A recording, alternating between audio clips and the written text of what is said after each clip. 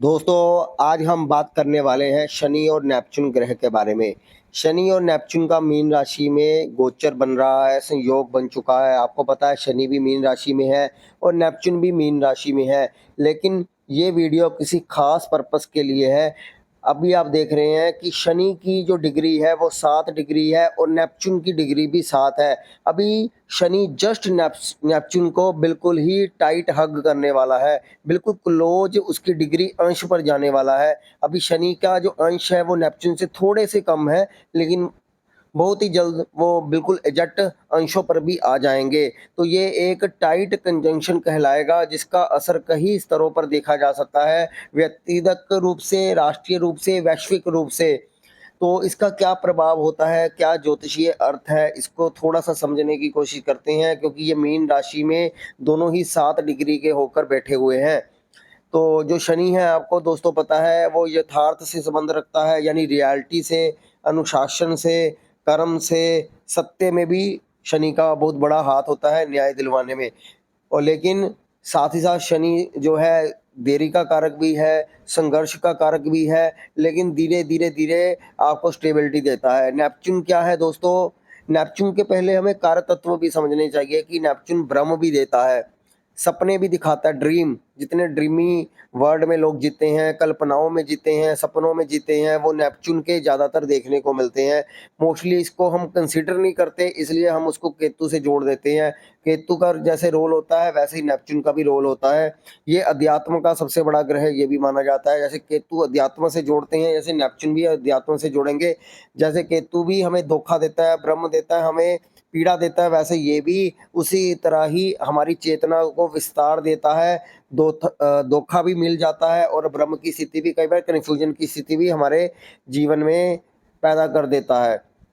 तो अब हम देखते हैं कि कंजंक्शन के क्या प्रभाव हो सकते हैं। जो ये क्लोज टाइट कंजंक्शन होने वाली है, दोनों जो टाइट हग करने वाले हैं, इसका आध्यात्मिक उथल-पुथल भी हो सकती है और जागृति भी आ सकती है। यानी नेपच्यून मीन राशि का स्वामी है, जबकि शनि यहाँ भ्रमों को तोड़ता है। झूठे गुरुओं और नकली साधुओं का पर्दाफाश जैसी स्थितियां बन सकती हैं। लोग दिखावे और जितनी फेक स्पिरिचुअलिटी होती है उससे उब जाएंगे और असली साधना और मौन की तरफ आकर्षित होना धीरे शुरू हो सकते हैं।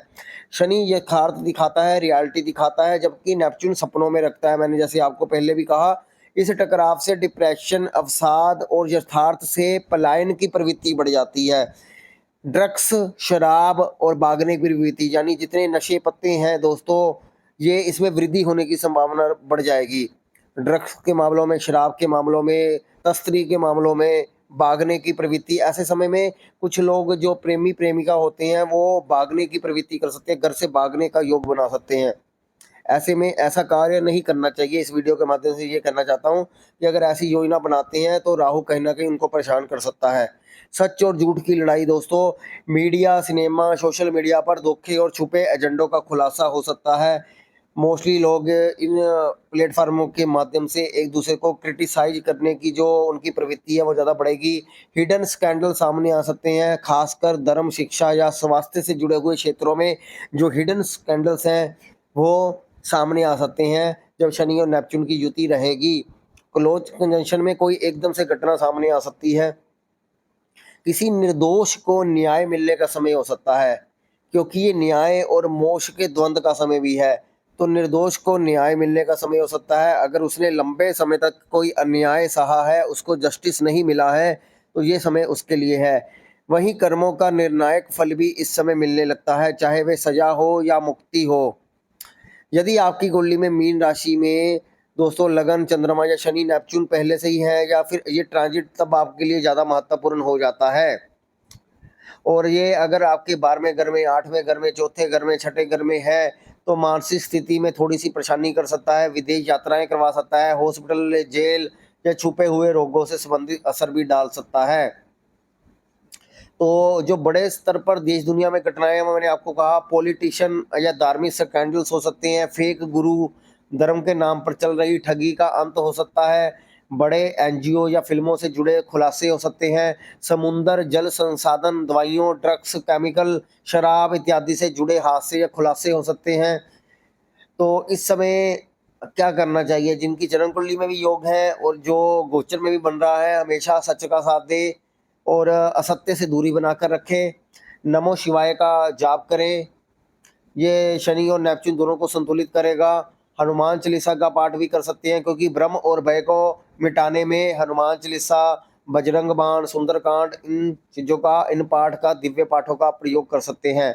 और सबसे महत्वपूर्ण, नीम के पेड़ के नीचे बैठकर आप ध्यान लगा सकते हैं। नीम के पेड़ के नीचे कुछ समय बैठे और जिससे इसका नेगेटिव असर आपके जन्म कुंडली में कम पड़ेगा। तो नीम का पेड़ भी एक सकारात्मक ऊर्जा देता है। वैसे नीम का पेड़ मंगल का माना जाता है और मंगल और नेपच्यून दोनों को संतुलित कर सकता है यहाँ पर। तो दोस्तों, ये था हमारा शनि और नेपच्यून के ऊपर छोटा सा आपको एक दृश्य बताना। अगर ये आपको ये वीडियो पसंद आया तो वीडियो को लाइक करें, हमारे चैनल को सब्सक्राइब करें। डरे मत, सिर्फ इस चीज़ को समझें, क्योंकि अभी हमें नेपच्यून के काफ़ी खुलासे करने हैं। नेपच्यून, प्लूटो और यूरेनस के बारे में हमें आपको और भी बहुत सारी बातें बतानी हैं, जो अभी पर्दे के पीछे हैं, जिसका अभी पूरी तरह से खुलासा नहीं हुआ है। धन्यवाद दोस्तों।